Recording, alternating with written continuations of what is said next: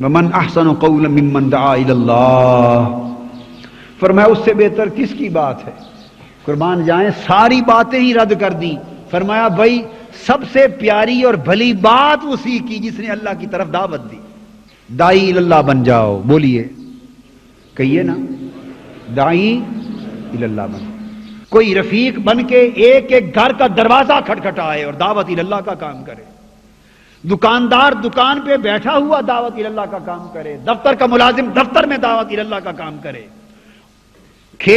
کسان کھیت کرنے والا کھیتوں میں دعوت الی اللہ کا کام کرے، پھر سارے لوگ جب اپنے روزگار اور معاش کے کام سے فارغ ہو جائیں تو تھوڑے وقت کے لیے نکل کھڑے ہوں اللہ کی راہ میں، اور کیا بن جائیں؟ قولا ممن دعا الی اللہ، اللہ کی طرف دعوت دے لوگوں کو، آؤ لوگوں آپ کے بھلے کی ایک بات بتاتے ہیں، آپ کے بھلے کی بات بتاتے ہیں، بتائیں ہم کدھر جا رہے ہیں؟ غلط جا رہے ہیں، آؤ اللہ کی طرف چلیں۔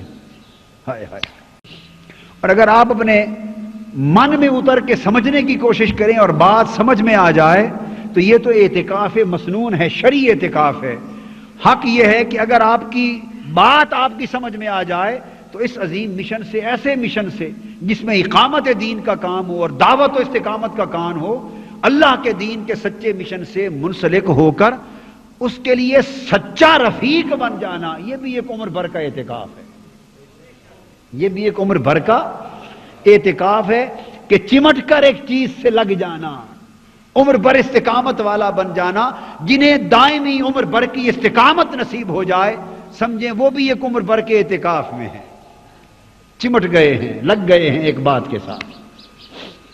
آخری نقطہ یہ معلوم ہوا کہ ہے اللہ کی دین، اللہ کی وہب، اللہ کی عطا، جسے چاہتا ہے عطا کرتا ہے، جس پر چاہتا ہے دروازے کھول دیتا ہے، پردے اٹھا دیتا ہے اور برکات و فتوحات کی بارشیں فرما دیتا ہے۔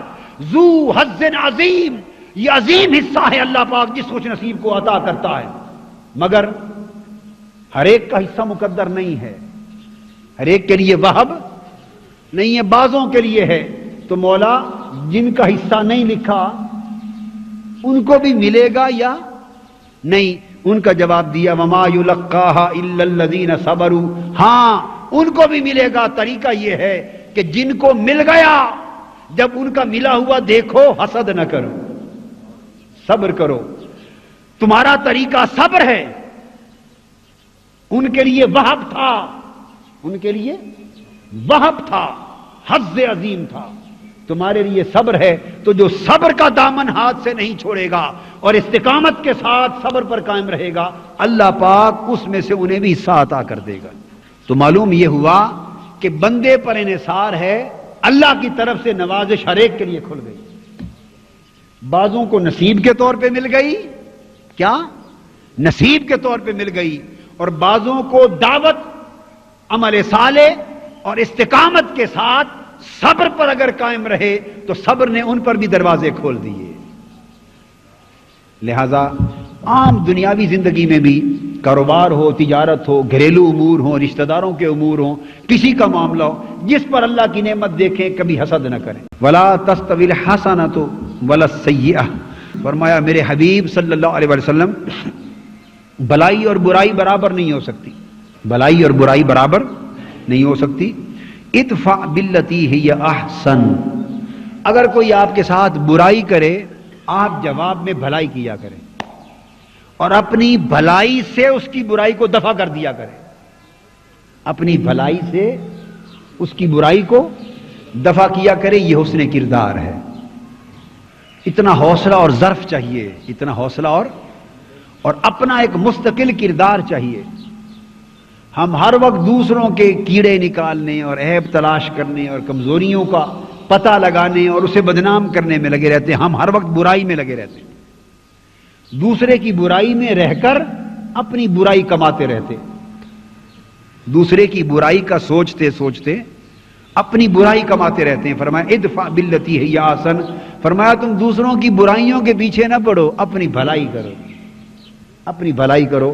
تمہاری بھلائیاں اگر طاقتور ہوں گی وہ دوسرے کی برائیوں کو خود بخود مٹا دیں گی۔ بدلنے کی ضرورت ہے، وقت گزر رہا ہے، وقت تیزی سے گزر رہا ہے اور ہم نہیں بدل رہے، زمانہ بدل رہا ہے۔ زمانہ بدل رہا ہے، کفر بہت آگے بڑھ رہا ہے، شر آگے بڑھ رہا ہے، فتنہ آگے بڑھ رہا ہے، فتنہ چھا گیا دنیا پر، ایمان فتنوں کی زد میں آ گیا اور پوری امت فتنوں کی زد میں آ گئی، دور فتن شروع ہو گئے، زمانہ فتنوں کی طرف، بدی کی طرف تیزی سے بدل رہا ہے اور ہم نہیں بدل رہے۔ من اپنا پرانا پاپی تھا، برسوں میں نمازی بن نہ سکا، ہم نہیں بدل رہے ویسے کہ ویسے۔ سب سے پہلے نئی ویڈیوز کو حاصل کرنے کے لیے شیخ الاسلام ڈاکٹر محمد طاہر القادری کے آفیشیل یوٹیوب چینل کو سبسکرائب کریں اور بیل آئیکن کلک کریں۔